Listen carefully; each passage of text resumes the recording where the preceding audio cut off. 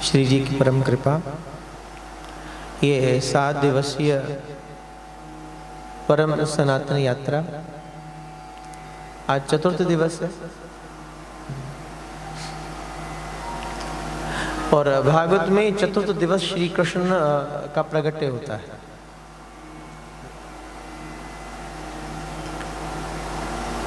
अनंत जन्मों का बिछड़ा हुआ जीव किसी माध्यम से किसी तरीके से अपने प्रभु के सन्मुख आए, ये भागवत का लक्ष्य है। हम जैसे तैसे हम हर रोज चर्चा कर रहे हैं। भागवत में बैठने का अर्थ है हम जैसे भी हैं आपके हैं, बस आपकी चरण शरण है। मन भटकता है, भगवान की माया बड़ी प्रबल है। जीव कितना भी बचने का प्रयास करे नहीं बच पाता। योग तप साधना, बड़े बड़े योगी भी महाराज किसी स्थिति पर चलकर फिर फिसल जाते हैं। बड़ी उच्च स्थिति पर पहुंचने के बाद भी मीरा कहती है, मेरो मन बड़ो हरामी। ये मीरा गा रही है, मेरो मन बड़ो हरामी जो मद मातो हाथी। जैसे मदमस्त हाथी जिसके महावर के जिसके हाथ में अंकुश नहीं उसका, और वो मदमस्ती के साथ चलता है, इसी प्रकार मन है। मीरा गा रही है और वो बैठी कहाँ है? इस स्तर पर। उसकी ऊर्जा का स्तर बहुत ऊपर है। मूलाधार, स्वादिष्ठान, मणिपूरक, अनाहत, विशुद्ध, आज्ञा चक्कर, शस्त्रार। मीरा यहां तक पहुंच चुकी है जहां ब्रह्म है, जहां कृष्ण के सिवा उसे कुछ दिखता नहीं है। उस स्थिति में पहुंचने के बाद में मीरा कहती है, मेरो मन बड़ो हरामी। और मैं क्या करूं? कभी कभी ये मन फिर फिसलता है, फिर नीचे की ओर गिरता है, फिर संसार की ओर बहता है। ये शब्द हम नहीं बोल पाएंगे, ये शब्द हमारे लिए नहीं है। ये मीरा गा सकती है, ये नामदेव बोल सकते हैं, ये नानक कह सकते हैं, हम नहीं, क्योंकि हम तो पक्के हरामखोर है ही। हमारी तो ऊर्जा ही मूलाधार से ऊपर नहीं है। जो ऊंचे स्तर पर बैठा है उसको डर है नीचे गिर ना जाऊं, कहीं फिसल ना जाऊं। बड़ी कृपा से, साधना के बल से या तेरे बल से मैंने स्थिति को पाया। ऊर्जा के लेवल को बहुत ऊपर ले गई, पहुंच गई। और इतनी स्थिति पर पहुंचने के बाद फिर वो कहती है, कभी कभी फिर फिसलता है संसार की ओर। आपको देखने के बाद, आपको पाने के बाद, आपकी अनुभूति करने के बाद फिर मन आकर्षित हो जाता है संसार की ओर। आपको पा लेने के बाद भी हमारी तो स्थिति वो नहीं है। हमने तो देखा ही जगत को है, हमने तो रूप क्या, नाम क्या, जगत के साथ ही तुलना है। हमारी स्थिति तो प्रथम चक्कर से ऊपर नहीं उठी, तो किस सेंस में हम बोल पाएंगे ये शब्द? मीरा बोल सकती है, क्योंकि उसकी अटैचमेंट संसार के साथ नहीं रही, उसकी तन्मयता कृष्ण के साथ है। इसलिए वो बोल सकती है। कभी कभी मन गड़बड़ करता है, फिसलता है। हमारी स्थिति भागवत किस लिए है? ताकि उस ऊर्जा को उठाए, किसी प्रकार से जीव पहुंच पाए।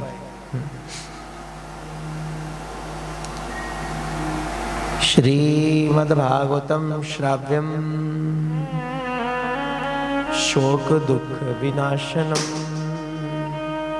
श्रीमद्भागवत का श्रवण करना आपके जीवन के शोक को, दुख को ध्वस्त करता है। विक्षिप्तताओं को तिरोहित करके आपके मन को भगवान की ओर लेकर चलता है। माया प्रबल है, जीव लाख प्रयास करे फिर भी नहीं पहुंच पाता। अपने प्रयास से तो होता भी नहीं है। हाँ, गुरु कृपा करे, गुरु प्रसाद दे। एक ओंकार सतगुरु प्रसाद। गुरु कृपा करे तो फिर कभी कभी किसी किसी जीव को अनुभूति हो जाती है। और एक बात और स्पष्ट कहूं, सबका लक्ष्य कोई कृष्ण को पाना नहीं है। महात्मा बुद्ध के शिष्य आनंद बुद्ध से कहते हैं, बोले प्रभु आप कृपा करो तो नजर भरकर देख लो तो इन सबको मोक्ष मिल जाए। हजारों लोग आपके पास आते हैं, हजारों लोग आपको सुनते हैं, आप केवल नजर भरकर देख लीजिए, आपके केवल नजर भर देखने से इन लोगों को निर्वाण मिल जाए, इनकी दुख तकलीफ दूर हो जाए, इनको मुक्ति मिल जाए, इनको मोक्ष की प्राप्ति हो जाए। ये एक क्षण में, आपको बरसों लगे पाने को, लेकिन आप जैसा गुरु कृपा कर दे, आप जैसे गुरु नजर भर कर देख ले तो आपको बरसों लगे होंगे, इनको एक पल लगेगा। ये एक पल में मोक्ष पा लेंगे। आप कर सकते हैं। आनंद बोल रहे हैं, आनंद बहुत महात्मा बुद्ध के बहुत क्लोजेस्ट, बहुत करीब है महात्मा बुद्ध के, इसलिए बहुत पर्सनल चीजें उनकी बुद्ध के साथ होती हैं। तो पर्सनल प्रश्न उन्होंने किया आनंद ने, मैं जानता हूं आपको, आपकी क्षमता को, आपकी समर्थता को, आप कृपा करें तो हो सकता है। तो प्रभु ऐसा करो ना, इतने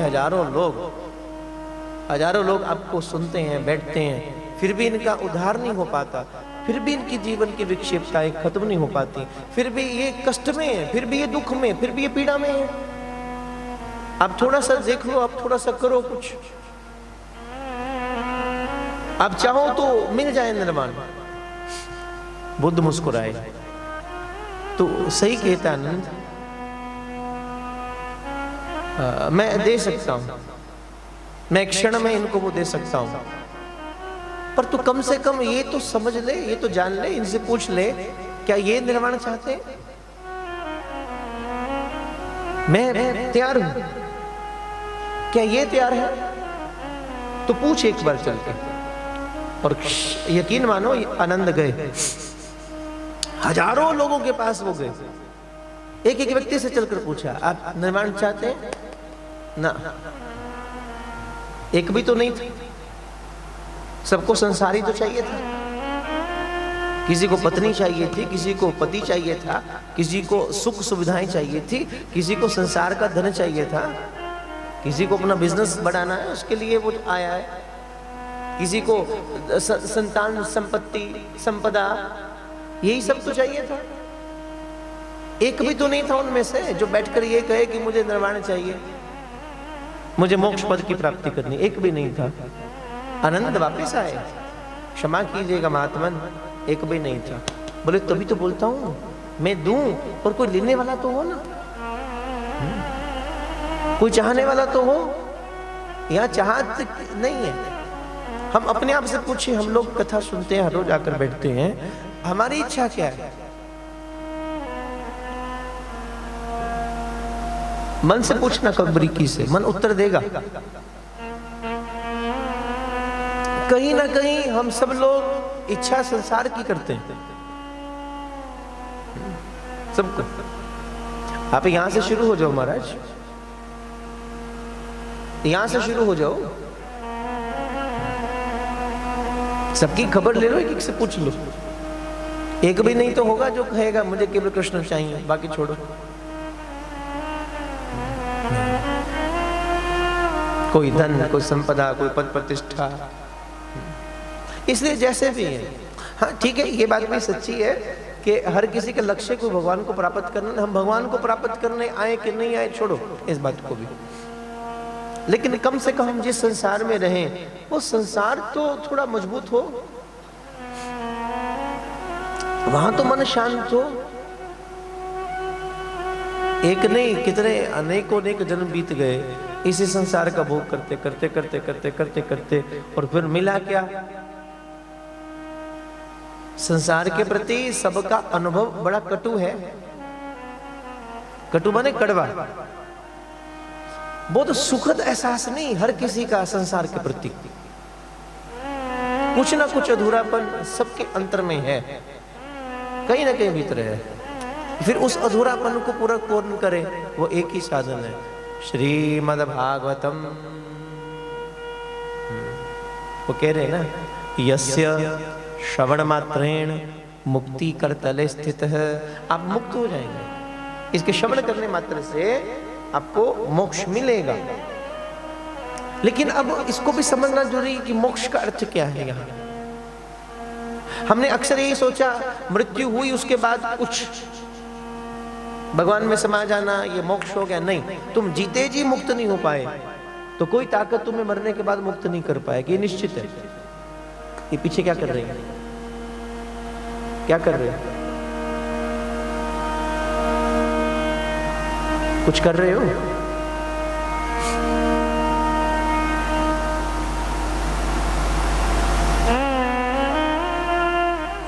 श्वास अंतिम आ रही है और इच्छाएं हजारों हैं।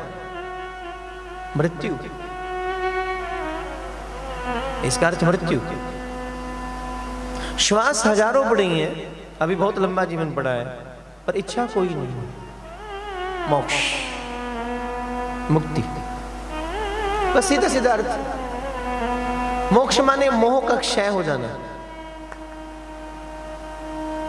अटैचमेंट है पर अब मोह के रूप में नहीं है, प्रेम के रूप में। मोह और प्रेम में बड़ा बारीक अंतर होता है। आपके भाई की चोट लगी, आपको कष्ट हो रहा है, पड़ोसी की चोट लगी, आपको कोई फर्क नहीं पड़ता। किसी जानवर को चोट लगी, आपको कोई फर्क नहीं पड़ता। पत्नी को कुछ हुआ तो आपको तकलीफ होती है। किसी दूसरे के जिसको आप जानते नहीं, उसको वो दुख तकलीफ में रो रहा है, चिल्ला रहा है, आपको देखकर कोई फर्क नहीं पड़ता। तो इसका अर्थ एक है कि आपके चित्त में मोह है, प्रेम नहीं है। अपने बहुत करीबी व्यक्ति को कुछ होता है तो बड़ा मन दुखी होता है, लेकिन संसार में बहुत कुछ होता है। आप हर रोज बहुत खबरें सुनते हैं, फला फला जगह पर ऐसी घटना घट गई, कितने लोग खत्म हो गए, आपने सुना और एक सेकंड के बाद आपको कुछ भी नहीं हो रहा, कोई प्रॉब्लम नहीं है। आप रास्ते से गुजरते थे, कोई घटना घटी, किसी को आपने देखा, वो व्यक्ति, कोई जानवर भी आप देखो तकलीफ पे, आपने देखा और निकल गए, आप निकल गए। इसका अर्थ है कि आप में प्रेम नहीं था। और छोड़िए, कई बार तो ऐसा होता है दूसरे को तकलीफ में देखकर हमें पीड़ा तो बहुत दूर की बात है। जैसे कुछ मन चले दोस्त निकले जाते थे, तो चलते चलते उसने देखा सामने कुत्ता, और उसने एक पत्थर उठाया और पत्थर उठाकर कुत्ते को मारा और उसकी टांग टूट गई और वो हंस रहा है, आप देखकर मुस्कुरा रहे हैं। तो क्षमा कीजिए अगर ऐसा आपके साथ होता है तो आप सैडिज्म है, आप सही नहीं कर रहे हैं। आप बहुत अधिक मूर्खता में, आपने मात्र केवल कुछ क्षणों के अपने एंजॉयमेंट के लिए एक जीव को जिंदगी भर के लिए पाहिज कर दिया और आप मुस्कुरा रहे हैं, आपको फर्क नहीं पड़ रहा है। तो इसको बोलते हैं आप सैडिज्म। मैंने एग्जांपल केवल एक कुत्ते की दी है, पर ऐसा जिंदगी में होता है। हमारे अपने कोई खास अड़ोस में, पड़ोस में, कोई मोहल्ले में किसी को हम बहुत दुखी देखते हैं, हमें तकलीफ नहीं होती, हमें उसको देखकर तकलीफ नहीं होती। या एक सेकंड के लिए गए, ठीक है, ओके, आपके साथ घटना घटी, हम बाहर निकले, हम कुछ हो रही है। हाँ, कई बार हम स्वांग कर लेते हैं। क्षमा करना, मैंने बहुत देखा, गांवों में बहुत देखा इस चीज को लेकर कि अचानक घटना घटे तो लोग डुप्लीकेट का रोना भी रो लेते हैं। और इस क्षेत्र में लेडीज को मैंने ज्यादा देखा, औरतों को ज्यादा देखा। केवल पल्लू ऊपर लेकर जोर जोर से चिल्लाने की आवाजें करनी है ताकि आसपास के लोग थोड़ा रो दें। अंदर दर्द नहीं है, एक भी आंसू नहीं आता, केवल आवाज में। और अंदर बैठकर वो बहुत बढ़िया नाटक कर रही हैं और बाहर आते ही वो कुछ और हो जाते हैं।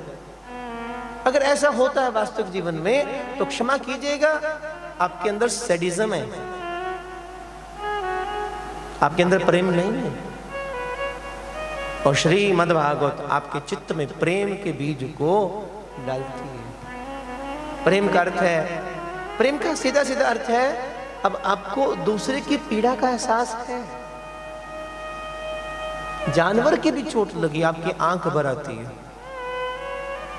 पक्षी को भी घायल देखा, आपका हृदय द्रवित हो गया। इंसान की तो बात बहुत दूर की है, पशु पक्षी को भी चोट लगती है, उसको भी आप रोते देखते हो, उसको भी आप एहसास कर लेते हो, उसमें भी इमोशंस है। पेड़ पौधों को महसूस कर लेते हो।